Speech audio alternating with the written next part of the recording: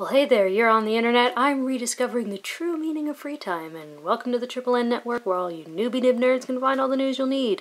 Let's look at an ink today, shall we? Now, today's ink is by Diamine, here in the plastic 30 milliliter bottle. Presidential Blue. And here are the chromatography tests. I did one when I first bought the ink. And then when I looked at it again before I started doing these tests, I was like, that can't be real. And I did it again, and the results were the same. There's this soft lavender, and then this pretty basic blue, and then this is that turquoise that for some reason my camera just can't handle, and so turns it into vibrant, whatever that is, green. So luckily the rest of the tests look normal, but interesting, because there's obviously some potential for water resistance, but yeah.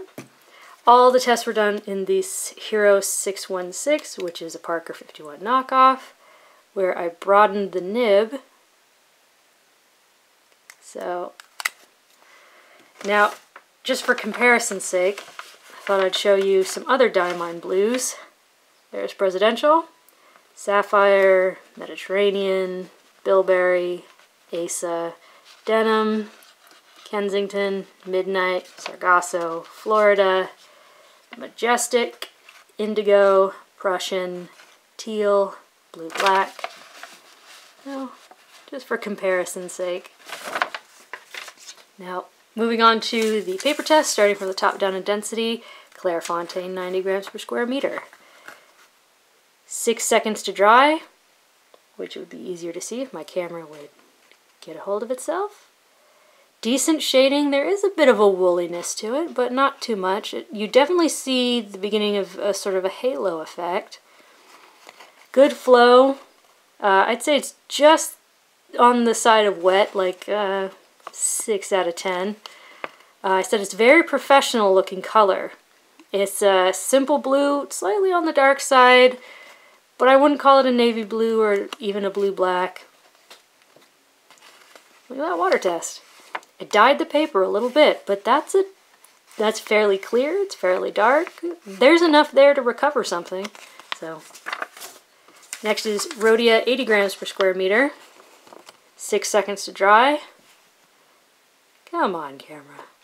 Here you definitely start to see that halo effect, like in the A, where there's sort of a dark outline.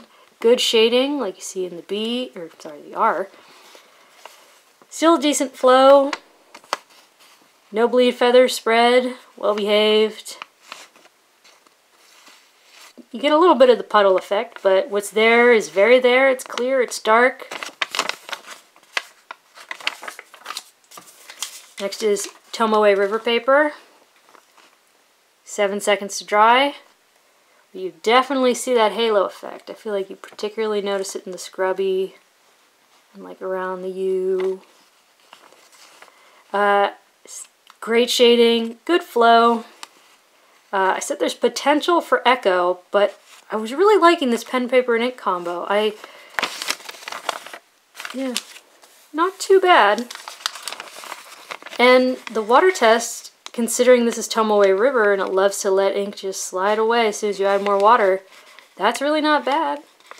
It's definitely recoverable. It's clear. Next is 20-pound Copier Paper, which is the new, terrible, awful Copier Paper.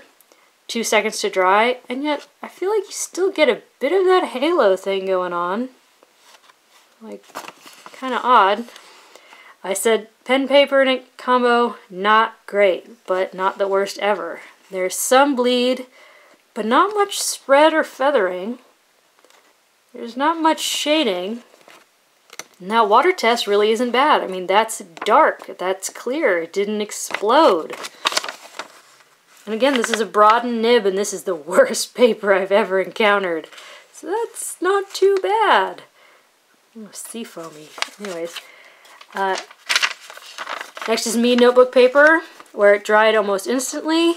Said all shading long gone, feathering, bleed, spread. The color, I feel like, was made much lighter. You know, it looked like a pair of jeans that had been left out in the sun. It's, oh my god, look at this feathering. It's nasty. It's just bad. The water test isn't the worst we've ever seen. We've seen much more explodey.